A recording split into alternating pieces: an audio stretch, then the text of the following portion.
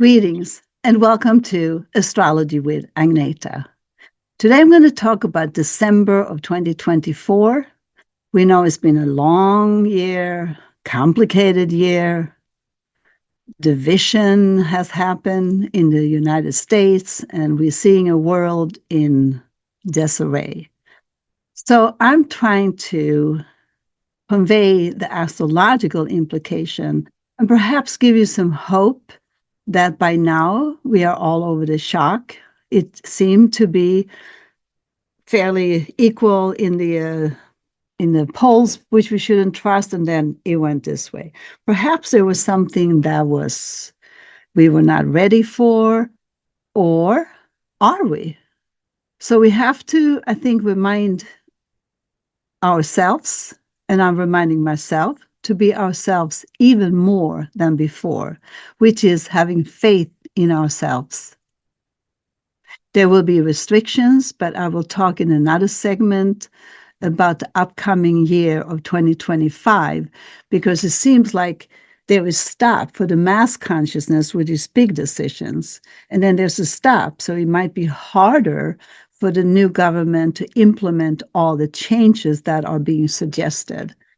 But it also gets very nerve-wracking to listen to that. Maybe we turn it off. Maybe our nerves get in the way. But that's why I continue to be informed, but yet be who I am even more. So, December 1st, there is a new moon in Sagittarius. The sun and the moon is in Sagittarius, and the planet Jupiter belongs to Sagittarius. So there is the way of Jupiter being the beneficial planet, the good luck charmer, the way we have the hope is consciousness, where the symbol, half horse, half woman, and on the era always have other hopes for the future, for new ways. So anytime during a new moon, it is good to do that goal setting for the year, even though we might do that in January. But December is a very beneficial month to collect our energy.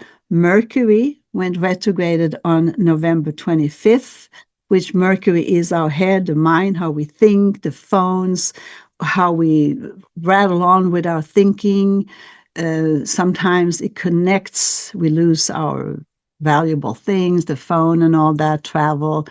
But also, with Jupiter involved, it might be good to set the vision board, the writing, the arts, an invocation for where we're going in the next year to make sure we stay in that phase of who we have become. Because on December 6th, Mars, which is another personal planet, Mars, it's like Mercury is the mind, personal, moves fast. Mars is also he goes retrograded every 2 years, which brings us to 2022. And in that process, Mars is very important for how we behave, because it rules how blood flows in our bodies, is how we release things, high blood pressure, how we get maybe out of control sometimes and have real rage. But also, Mars is about standing up for our rights, for you who go out to the community, to the towns, to the governments and speak up. Thank you. Because it's also the righteousness for humanity, and that has a big play in 2025. So I wish everybody to be even stronger than you were before. Because at one point in the beginning of December for 2 weeks, both Mars and Mercury are retrograded. And Saturn kind of comes in there and tries to control those who might be less stronger, unfortunately. So it's very important that when we then get into the Mars retrograded, and then he's going to be retrograded until February 24 of 2025. So it will take a while. We know where we go through all those different dates that is political, but also for us to be able to take this into, perhaps don't start a strong conversation with your best friend.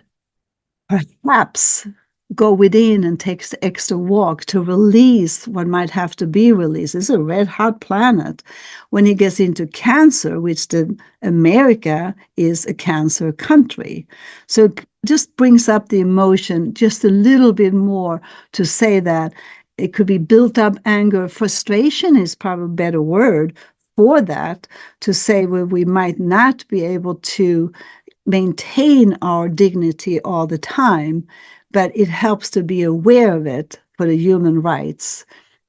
And when then we go together, we come together on December 14th, when Jupiter is in Gemini, and that is opposite Sagittarius. So you have this kind of like confrontation time.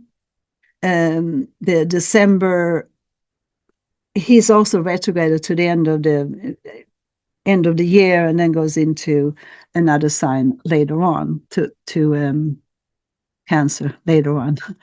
So that in Jupiter and Gemini, it's not really happy to be there because there is no direction, because there's two sides to each coin. Gemini, definite duality sign. And then when we make that plan to go too fast, because Jupiter is the largest planet of them all, we might run too fast. So it's good to be patient, speak up the right. And if you try to do earlier and think you have the answers, you won't get anywhere. So we have this opportunity in December to, for example, there was the full moon on December 15th, so we have the middle month. Mars, Mercury retrograded, Mars continue retrograded until February. So we have this kind of opportunity to seek our friends, seek that inner peace, friends and family, and maybe just take that break for our sanity. And so on December 15th, the full moon then is in Gemini. They are always opposite, which is always the natural part of a full moon. So it could be a preparation for something unexpected, because the moon in the afternoon goes into Cancer. So there's an emotional part that comes up in the body, because the moon is the water, the ebb and tide, and all the things that brought even the weather condition now. We used to be able to kind of pretend we predicted about the weather, but it's so unpredictable. It can come anytime, anywhere. So during a full moon phase, we do know that's the churning. The meteorologist says that the churning of the water can be stronger. The water in ourselves is also churning and releasing. It's a good time to be aware that even the 2 days before and 2 days after any full moon. But the Gemini is a little like the rules the nerves. It might just be coming through where the tears start to run. It might even be beneficial to be aware of your emotion and release them, because then Mercury tries to get direct during that full moon phase, but that's not going to help us to go to sleep and all this. I'd get a lot of comments about, oh, I can't sleep. What's the matter? Maybe just stay up and read a book, watch a movie, take a walk in the moonlight. It's beautiful, or just stare at it, which I do sometimes. That then we come to terms that it goes right back to us, but giving yourself a few days in this process of all these personal plans and the full moon to give it just a little bit okay. We'll be okay again in a few days. So it could be that we can practice to get together with our family. We know that the holiday is coming up, and a very celebrated, ritualistic event is the winter solstice, one of my favorite of all. The darkness always brings us to the light. And we know that the winter solstice is Yule, and it also, the sun goes into Capricorn, happy, happy Capricorn. And with that, you also have the way of looking at 4:21 a.m. And it's also the it's the shortest day and the longest night of the year. In the northern hemisphere, is opposite in the southern hemisphere. But happy, happy Capricorns, because that's part of the Yuletide is to celebrate in the ritual and allowing the darkness to take us over or bring the light. So the light surrounds, and that's why, sometimes you go and see all the lights in the windows and you see more lights around, even in the malls. But we also need to be reminded extra this time because of a change in the, not just the US election, but the world at large. A lot of people don't have family to celebrate. So is the time of, perhaps not in a selfish way, but months ago, I suggested be selfish in an unselfish way. We don't take care of ourselves, we can't help those in need, and especially those close to us that we feel need an extra support. And of course, thankfulness for Mother Earth. We need to be with her and worship every step that we take. Because should all those new implementation rules be for real or manifested, then it's not a good sign, but we know that. So we have to continue taking care of our little backyard, our parks, and all that, and work with the government as much as we can. So then that's part of, because of this Pluto moving into Aquarius, as I mentioned in another segment, on January 20th, 2024, but not really direct until November 19th or 20th, depending on daylight saving time and all that. So there is a new way of looking at ourselves, who we have become. And in that, we must trust in our own vigilance, speaking the truth and implementing ourselves to the fullest of what we believe in, speaking the truth. Not being quiet is not good. So therefore, resisting the way that things unfolds in the world is also to comply to ourselves so we might be able to help somebody in need. Got it? So during the winter solstice, there was that deep breath, a longer deep breath, and being aware of the breath of life. It's always good to connect to the stillness within, and we know we can listen. The solstice is when the sun stands still. It takes a while to shift from the northern, away from the sun and coming back. So the sun moves away, but there is a stillness the same time throughout the world, which is listening to not the voices that are demanding, imposing, confusing, but listen to our own inner voice and have a plan for that inner voice, what is saying and who you have become. So on December 23rd, Venus, that is available to heal wounds, loving yourself, comes together with Chiron, Chiron, and it was discovered in 1977, but it's a beautiful mythological part about we do have all wounds in ourselves. And by all means, those who get really, I felt stomach ache for a few days, and I'm still feeling that. But I have also come to realize that I am stronger than any type of government, being that you can still do what you have to do and be who you have become. Nothing is going to change that. And that's also even with restrictions. The restrictions is then not complying, but continue being yourself even more. And the time will tell during 2025 how many of those threats, if there will be, might not come through. It will take time. There's a lot of, so many, what would you say? There's so many individuals that have come to these terms of self-knowledge, education, the vision of peace and harmony. And we know that can't exist every day, but it has to come from within in the following years to not just comply and give up. So Chiron is certainly has since 2019 been in the sign of Aries, me. I have to take care of myself so I can help others. It invites you for the solitude for the coming holidays, and its ultimate healer is all there. And heal or heal thyself, if any of you understand that. Even housewives got to take care of ourselves so we can help the children and be able to help the community.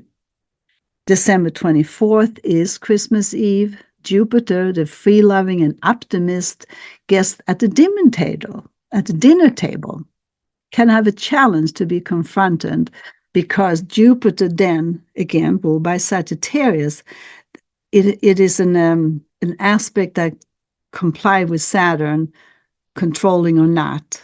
And so it it demands discipline throughout those days, throughout the whole month, actually, so that we can take this life that could be forced upon us if we surrender and give up. So this is a good time to say courteous words and gentle expressions to the host, if there is such a host. And I wish you that very much. At least give it a try to reverse to say, everybody would appreciate not the confrontation, but the discussion. That's a real Mercury, Mars. That's a real full moon. That's a real way of looking at the whole picture for December. So December 25th, again, Christmas Day, Hanukkah begins at sundown. It's kind of like a scorpionic day, though, because the moon is in Scorpio. And we love Scorpio for its directness and honesty, but sometimes it can just sting a little too much. But let's see. That maybe the writing on the wall indicates that family does matter, friends does matter, neighbors, in whatever situation that is. Because let's face it, we know it. Some people don't have that. And that will be a part of being smart for yourself too, to not talk about anything that is uncomfortable. Is it snowing? Is it raining? Showing love and respect to be able to be together should be appreciated, even if by yourself, because you're safe in your own self. Perhaps not the outer world, but millions around the world will not be able to celebrate all these beautiful holidays.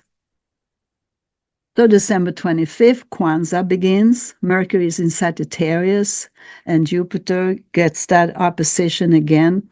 It demands clarification from Jupiter, and Jupiter is logic, moving forward, making sure that it's a conscious planet that we make into the optimism. And that's part of it kind of makes a negotiation here too with the Mercury and in Sagittarius. This conversation about Mercury, the god, delivering message will protest authority. That's Saturn, who then tends to have the final word.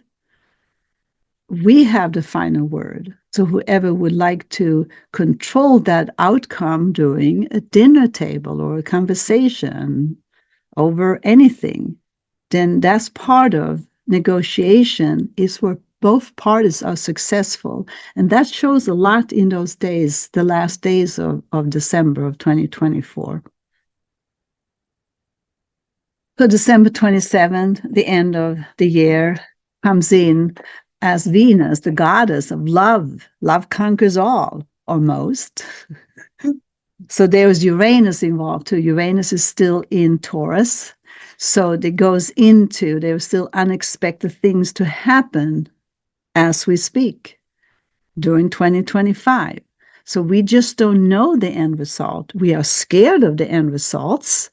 But with that, speaking up for the rights of what we possibly can do, no matter what politics, no matter what side we are, then make sure your heart is involved. Make sure you know that's what you believe in, and you will be heard.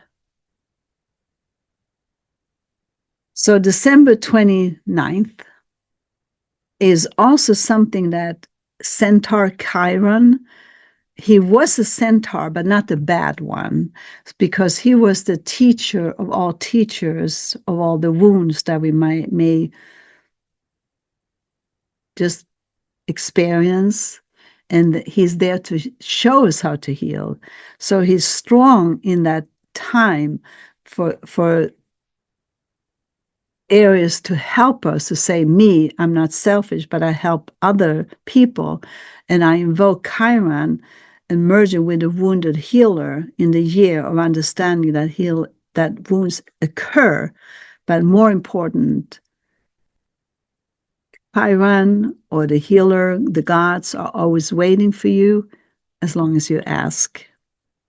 And the end of the year ends with December 30th with another new moon. So they come every 2.5 weeks. If you pay attention, you get it.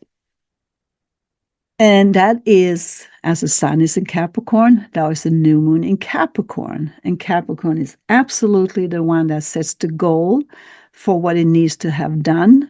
That's another time for reflection, for solitude, and the writing down those challenges that you might have experienced or that you have experienced and are experienced, to see if there's some activist that you want to contact, a group that you have known about but have been shy to contact. Go ahead, proactive for whatever, because you might just be very happy. But I think a lot of people, or is it 50-50, that we have to meet halfway to respect and accept that we still can continue in our own personal lives and even more. Um, Running too fast might not be favorable, but rather the silent meditation and the contemplation and writing to set your goals with the Capricorn new moon will absolutely help you the next year. So I do wish you the best for this month of December to close out a year with love for yourself, support for those in need. But most important, loving yourself is ultimately very important now, unconditionally. So I do thank you for being with me today. And you can find me on Facebook, Agneta Borstein. You can find me on agnetaborstein.com. And I wish you the very best and a happy new year. Thank you for being with me, and be well.